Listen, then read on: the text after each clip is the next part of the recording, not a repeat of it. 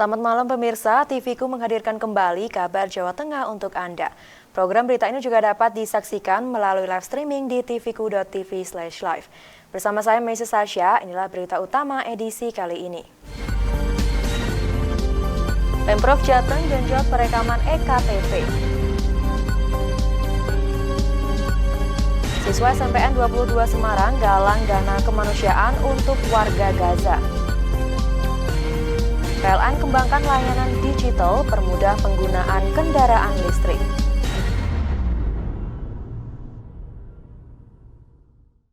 Inilah kabar Jawa Tengah selengkapnya. Pemerintah Provinsi Jateng terus menggenjot perekaman KTP elektronik untuk warga yang masuk sebagai pemilih pemula pada pemilu 2024. Hal itu untuk memastikan hak pilih mereka terjamin. Upaya untuk terus pemuktahiran data pemilih ini akan terus dilakukan oleh pemerintah Provinsi Jawa Tengah. PJ Gubernur Jateng, Nana Sujana, usai menerima kunjungan kerja spesifik Komisi 2 DPR RI dalam rangka kesiapan pelaksanaan pemilu serentak 2024 di Gradika Bakti Praja Semarang menyebutkan, data pemilih itu rawan untuk disengketakan. Oleh karena itu, ia terus meminta kepada Dinas Kependudukan dan Catatan Sipil, baik yang di provinsi maupun kabupaten, kota untuk memastikan keabsahan daftar pemilih. DPT ini kami masih terus melakukan mengupdate DPT ini, dan khusus bagi pemula yang tadi disampaikan, pemula ini bagi daftar pemilih yang yang pemula yang rata-rata memang masih usia di SMA dan madrasah. Ini kami terus melakukan koordinasi dengan Kementerian Agama untuk madrasah dan juga dari Dinas Pendidikan untuk masalah SMA baik negeri maupun swasta itu. Sementara itu, anggota Komisi 2 DPR RI Heru Sujatmoko meminta kepada penyelenggara pemilu untuk memaksimalkan terkait dengan DPT dan DPTB. Dengan harapan warga yang sudah memiliki hak pilih bisa menggunakan hak pilihnya pada pemilu nanti. Jadi sebelum coblosan harus sudah ada ketegasan, harus ada kepastian untuk solusinya. Tidak bisa dibiarkan. Dan ini yang seperti ini sudah berulang-ulang. Tidak hanya pemilu yang akan kita hadapi, justru yang sudah. Makanya yang akan kita hadapi, mumpung masih dapat. Prinsip saya berpikirnya seperti ini. Bagaimana hak politik rakyat yang berdaulat itu bisa difasilitasi, bisa dilayani, bisa diakomodasi. Jumlah penduduk Jawa Tengah saat ini sekitar 37,9 juta jiwa. Dari jumlah tersebut yang terdaftar sebagai pemilih tetap sebanyak 28,289 juta jiwa. Jumlah penduduk Jawa Tengah saat ini sekitar 37,9 juta jiwa. Dari jumlah tersebut yang terdaftar sebagai pemilih tetap sebanyak 28,289 juta jiwa. Jumlah itu tersebar di 35 kabupaten kota, 576 kecamatan, 8.563 desa, kelurahan dengan jumlah TPS 117.299. Hingga 15 November 2023, jumlah DP 4 di Jawa Tengah sebanyak 28,522 juta 159 jiwa. Di mana 96,87% sudah rekam KTP elektronik dan sisanya belum melakukan perekaman EKTP. Dari Semarang, Restu Indah melaporkan. Artificial Intelligence atau AI yang merupakan kecerdasan buatan adalah teknologi baru dalam dunia teknologi informasi. Berkat AI, sejumlah pekerjaan kini menjadi semakin dimudahkan dan lebih efisien. Untuk itulah AI diyakini akan terus berkembang dan dapat memberikan dampak ekonomi secara signifikan. Hal ini disampaikan sejumlah pakar teknologi informasi dalam AI Conference Unlocking Business Opportunity and Efficiency with Artificial Intelligence yang digelar Nexa di Semarang. Dibuka secara langsung oleh Wakil Menteri Komunikasi dan Informatika, Nezar Patria. Para pakar memaparkan betapa terus berkembangnya teknologi AI yang merupakan kecerdasan buatan. AI bahkan saat ini sudah menembus semua lini kehidupan karena dapat membantu sebuah pekerjaan lebih mudah dan efisien. Wamenkominfo bahkan memaparkan perkembangan AI di dunia terus berkembang, termasuk di Indonesia, di mana saat ini akan telah memberikan dampak positif dalam pertumbuhan ekonomi secara global. Ada beberapa hal kenapa AI ini menjadi penting. Selain kita melihat ekosistem digital yang sudah terbangun saat ini secara global, makin lama makin menunjukkan perkembangan yang pesat dan juga membangun satu fondasi ekonomi digital ke masa-masa mendatang. Dan tren pemanfaatan AI makin menunjukkan potensi ekonomi yang sangat signifikan. Tahun 2023 nilai pasar AI global mencapai angka 142 miliar US dollar. Di Asia saja kontribusi AI pada pendapatan domestik bruto atau PDB di tahun 2030 diperkirakan mencapai angka 1 triliun US dollar, di mana 366 miliar dolar Amerika Serikat itu diantaranya berasal dari Indonesia. Sementara itu, pakar teknologi dari Universitas Dianuswantoro Semarang, Profesor Pulung Nurtantio Andono yang menjadi salah satu narasumber menjelaskan perkembangan AI tidak dapat dihindari. Selain dapat menggantikan sebuah pekerjaan, namun juga dapat memberikan peluang pekerjaan baru. Untuk itulah semua harus siap dengan teknologi AI termasuk di dunia pendidikan. Kalau menurut saya memang AI ini prospek kedepannya sangat besar dan untuk perusahaan-perusahaan, akademisi, kita harus bersiap menghadapi AI ini. Akan ada banyak pekerjaan yang mungkin tergantikan oleh AI, tapi jangan lupa juga pasti akan ada pekerjaan yang ada karena AI ini sendiri. Sebagai contoh, misalkan data mining, data scrolling, dan sebagainya, itu pekerjaan yang tidak ada dulunya, tapi sekarang ada. Lebih jauh, Profesor Pulung Nurtantio Andono menjelaskan, di Universitas Dianuswantoro sendiri saat ini telah melakukan sejumlah penelitian dan perkembangan pemanfaatan teknologi AI. Salah satunya dengan pembuatan gamelan elektronik dan pembuatan becak listrik Udinus atau Beciku serta proyek-proyek lainnya seperti di bidang kesehatan dan teknologi pertanian. Dari Semarang, Tutuk Carita melaporkan. Siswa SMPN 22 Semarang galang dana kemanusiaan untuk warga Gaza. Informasinya akan kami sajikan sesaat lagi.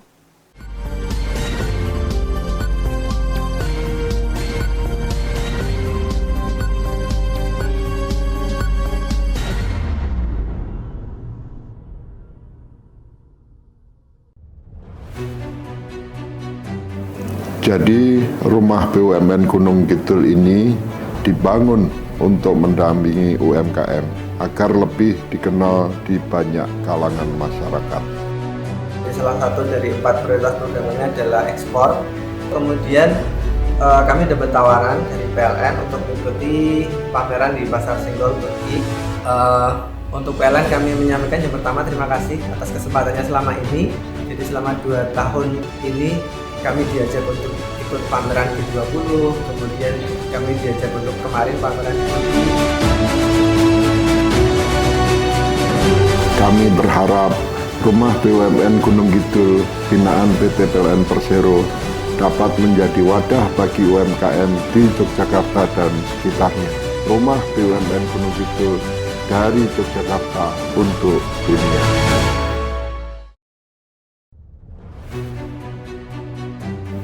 Jadi rumah BUMN Gunung Kidul ini dibangun untuk mendampingi UMKM agar lebih dikenal di banyak kalangan masyarakat. Salah satu dari 4 prioritas perdagangannya adalah ekspor. Kemudian kami dapat tawaran dari PLN untuk mengikuti pameran di Pasar Senggol Turki.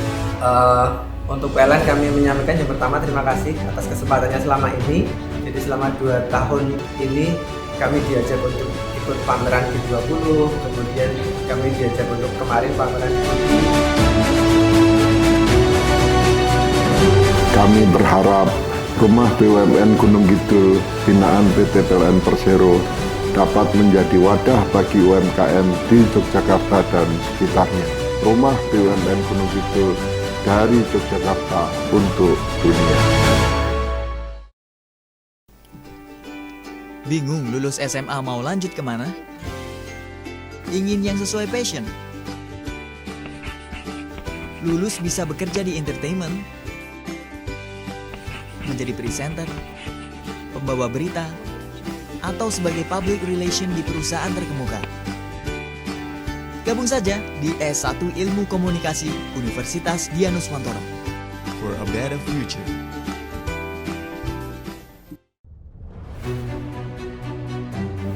Jadi Rumah BUMN Gunung Kidul ini dibangun untuk mendampingi UMKM agar lebih dikenal di banyak kalangan masyarakat. Salah satu dari 4 prioritas perdagangannya adalah ekspor. Kemudian kami dapat tawaran dari PLN untuk mengikuti pameran di Pasar Senggol Turki.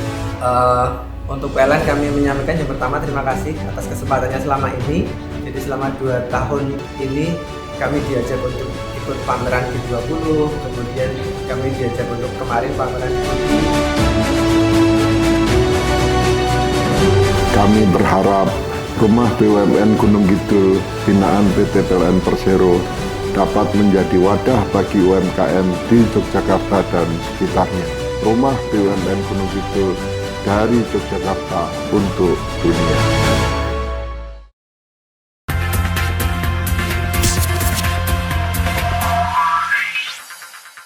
Terima kasih Anda masih bersama kami di Kabar Jawa Tengah. SMP Negeri 22 Gunung Pati, Kota Semarang mendonasikan dana untuk membantu warga Gaza Palestina korban konflik Hamas dan Israel. Rangkaian kegiatan tersebut dikemas dan dilakukan bertepatan dengan Bulan Bahasa yang jatuh pada bulan November dengan tema Adi Basa Adi Wangsa. Pembacaan puisi karya Taufik Ismail yang berjudul Palestina, Bagaimana Bisa Aku Melupakanmu ini jadi pembuka kegiatan penggalangan dana dan donasi SMP Negeri 22 Semarang untuk warga Palestina dan korban konflik Israel Hamas di wilayah Gaza. Uang sejumlah Rp7.340.000 yang didapat dari para siswa dan guru tersebut disalurkan langsung melalui organisasi kemanusiaan Mercy yang hingga saat ini ikut aktif menangani para korban di Rumah Sakit Indonesia di Gaza.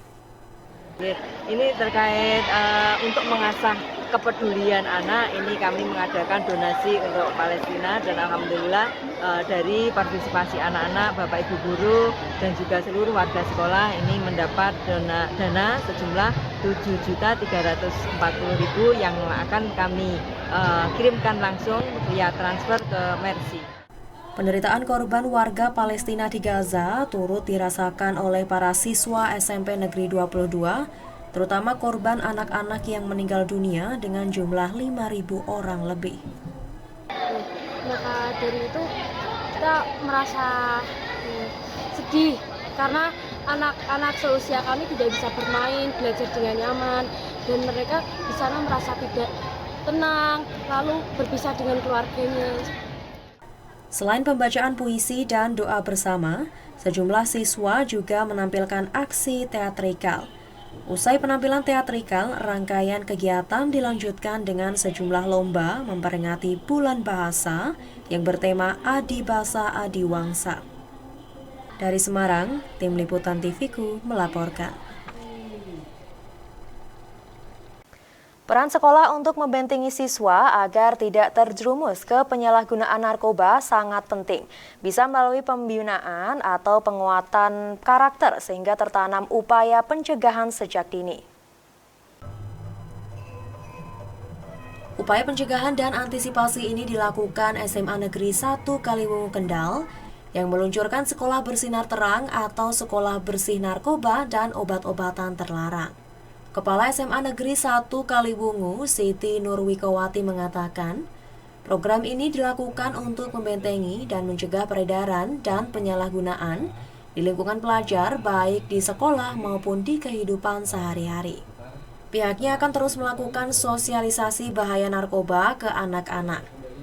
Tidak hanya itu, dalam pembelajaran juga disisipi pesan bahaya narkoba sehingga tertanam di benak siswa. Dikatakan pula ada juga aksi nyata siswa mulai pembuatan poster dan pemasangan poster baik di sekolah maupun di lingkungan sekitar sekolah. Sosialisasi terhadap siswa ini kita lakukan terus-menerus. Kemudian juga kita masukkan ke dalam pembelajaran, diselipkan, disisipkan. Jadi di RPP guru-guru itu ada yang menyinggung tentang narkotika, mengajarkan siswa tentang itu. Kemudian juga ada aksi-aksi lain, diantaranya kita juga masang poster-poster. Kemudian apalagi ya, kita bekerja sama dengan BNN. Peluncuran sekolah bersinar terang dilaksanakan bersamaan dengan sekolah sehat dan juga perayaan HUT SMA Negeri 1 Kaliwungu. Sementara Kepala BNN Kabupaten Kendal, Ana Setiawati mengatakan, di Kendal sudah terbentuk 11 sekolah. Dengan ditambah SMA Negeri 1 Kaliwungu ini, sekarang yang menjadi sekolah bersinar menjadi 12. Ini program yang sangat efektif karena kita mengamankan lingkungan pendidikan. Anak-anaknya kita berikan bekal untuk bisa imun, berani dengan tegas menolak narkoba, bisa mengontrol emosi, dan berani melaporkan diri. Di Kendal ini sudah ada 12. 12 ya? Kali ini yang ke-12. 12 ya? Iya, luar biasa sekali. Kami harapkan semua nanti sekolah di Kendal yang ada 34 SMA ini akan menjadi bersinar semuanya. Gelar karya P5 SMA Negeri 1 Kaliwungu sendiri sebagai salah satu roh dari kurikulum Merdeka. Dalam kegiatan ini juga dikukuhkan duta pelajar, baik duta anti narkoba, duta adiwiyata, duta prestasi, dan lainnya. Dari Kendal, Tim Liputan TVku melaporkan. PLN kembangkan layanan digital permudah penggunaan kendaraan listrik. Informasinya akan kami sajikan sesaat lagi.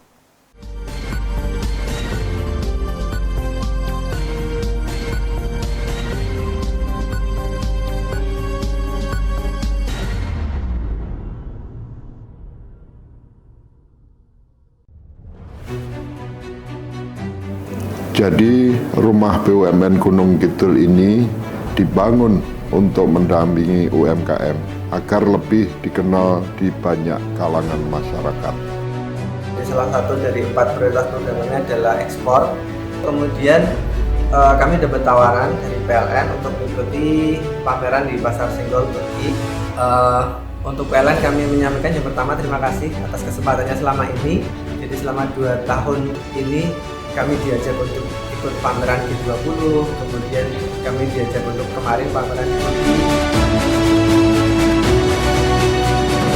Kami berharap rumah BUMN Gunung Kidul binaan PT PLN Persero dapat menjadi wadah bagi UMKM di Yogyakarta dan sekitarnya.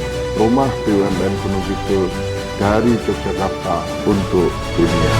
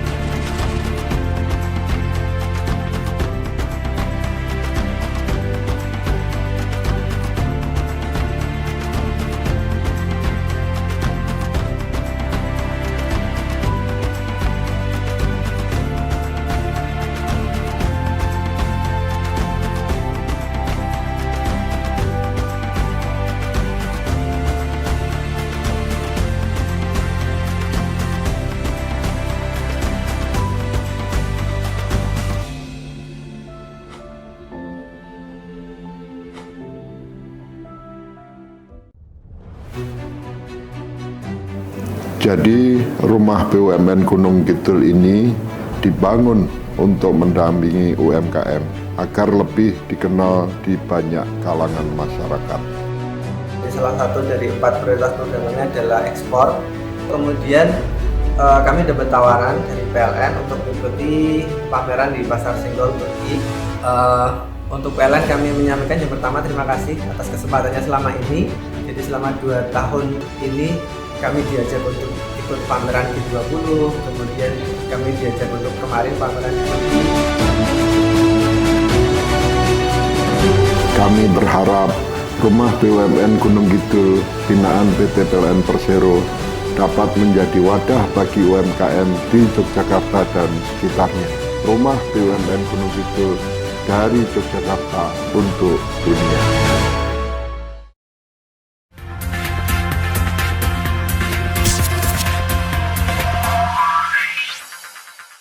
Terima kasih Anda masih bersama kami di Kabar Jawa Tengah. PLN berkomitmen terus mendukung percepatan pengembangan ekosistem kendaraan listrik. Untuk memberikan kemudahan bagi pengguna kendaraan listrik, PLN mengembangkan layanan One Stop Solution Electric Vehicle Digital Service yang bisa diakses melalui PLN Mobile.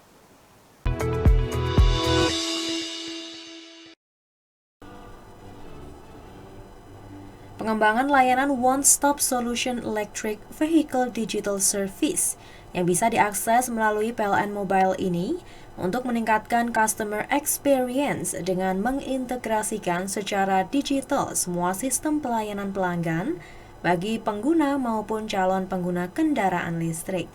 Direktur Retail dan Niaga PT PLN Persero, Edi Sri Mulyanti, mengungkapkan bahwa fitur ini dapat menjawab kebutuhan masyarakat yang membutuhkan layanan terkait kendaraan listrik. Dengan mengakses EVDS pada PLN Mobile, pengguna kendaraan listrik dapat mengakses lokasi SPKLU terdekat. Selain itu, pengguna kendaraan listrik juga dapat menikmati kemudahan pengisian daya kendaraan di SPKLU dengan PLN Mobile. Menyediakan platform EVDS atau Electrical Vehicle Digital System, di mana di dalam PLN Mobile itu ada EVDS, jadi Bapak Ibu yang mengendarai kendaraan listrik baik roda 2 maupun roda 4 akan dapat diberikan kemudahan di mana bisa melihat lokasi-lokasi stasiun pengisiannya ada di mana saja, bisa dilihat di PLN Mobile. Kemudian juga membeli kendaraan listrik bisa juga di marketplace kami yang ada di PLN Mobile. Kemudian tadi kalau ada yang ingin bermitra dengan PLN bisa dibuka juga dilihat di PLN Mobile, sehingga ekosistem EV atau KBLBB itu bisa terus kita support dan para pengguna EV tidak perlu khawatir lagi terkait dengan ketersediaan infrastruktur.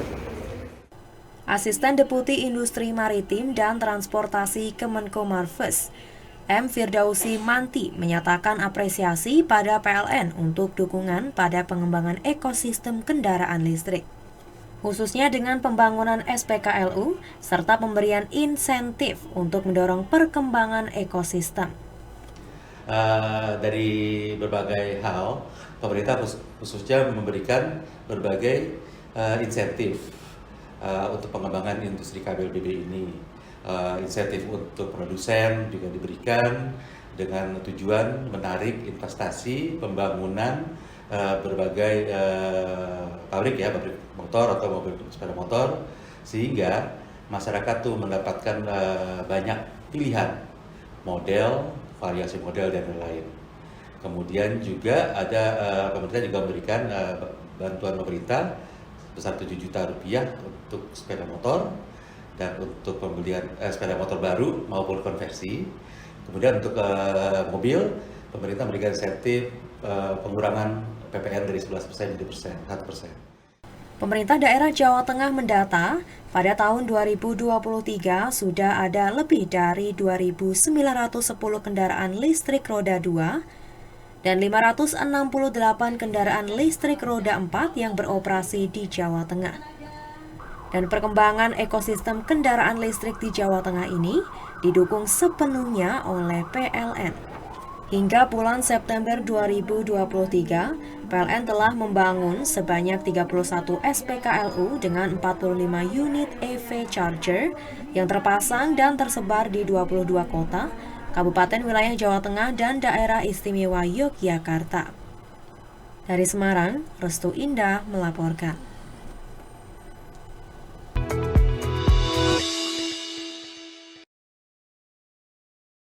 Di antara banyaknya jajanan tradisional di Kota Semarang, kue lumpur bakar menjadi salah satu jajanan favorit yang diburu warga.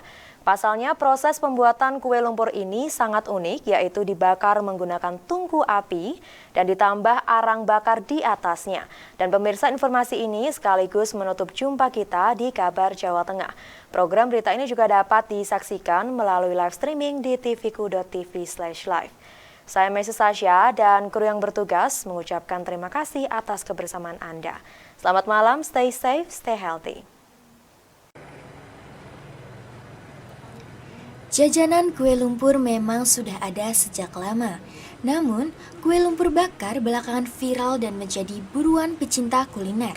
Di Semarang ada satu tempat produksi jajanan favorit ini, yakni terletak di Jalan Jatiraya, Banyumanik. Outlet bernama Kue Lumpur Bakar Keluh Kesah tersebut bahkan nyaris tak pernah sepi pembeli. Kue lumpur bakar Keluh Kesah bahkan semakin populer setelah viral di berbagai media sosial. Proses pembuatan kue lumpur ini dibilang cukup unik karena dibakar di atas tungku dan ditambah arang panas di atasnya. Sasa, penjual kue lumpur bakar Keluh Kesah mengatakan saat ramai-ramainya, outlet tersebut bahkan bisa menghabiskan adonan kue hingga 100 liter. Selain unik karena proses pembuatannya, nama yang digunakan juga menjadi daya tarik sendiri bagi para pelanggan. Penjual mengatakan, nama Keluh Kesah sendiri terinspirasi sejak adanya pandemi COVID-19. Ini sebelum puasa kemarin, tahun ini, ya. Masih 6 bulanan, 7. Keluh Kesahnya tuh dari nama nasi gorengnya sih sebenarnya. Itu kan dulu dibukanya pas pandemi, kan pas waktu pandemi banyak orang yang berkeluh kesah gitu ya. Jadinya dinamain Keluh Kesah gitu. Kue lumpur ini juga menawarkan berbagai varian rasa, mulai dari original, keju, coklat, pandan, kelapa, nangka, dan pisang. Varian rasa yang paling dicari pelanggan yakni nangka dan kelapa. Udah sering beli di sini, Mbak? Sudah sering banget. Gimana nih rasanya? Rasanya luar biasa, beda dengan kue lumpur maaf ya yang dijual di pinggir jalan ya. Karena kan juga fresh juga, jadi sekali angkat terus habis, sekali angkat habis gitu. Kue lumpur bakar Keluh Kesah ini buka setiap hari, dari pukul 7 pagi hingga 5 sore. Harga jajanan yang viral ini cukup terjangkau, yakni dijual dengan harga Rp3.000 per kue. Bagaimana? Anda tertarik dengan jajanan yang sedang viral satu ini? Umaroh dan Mia Kurnia melaporkan.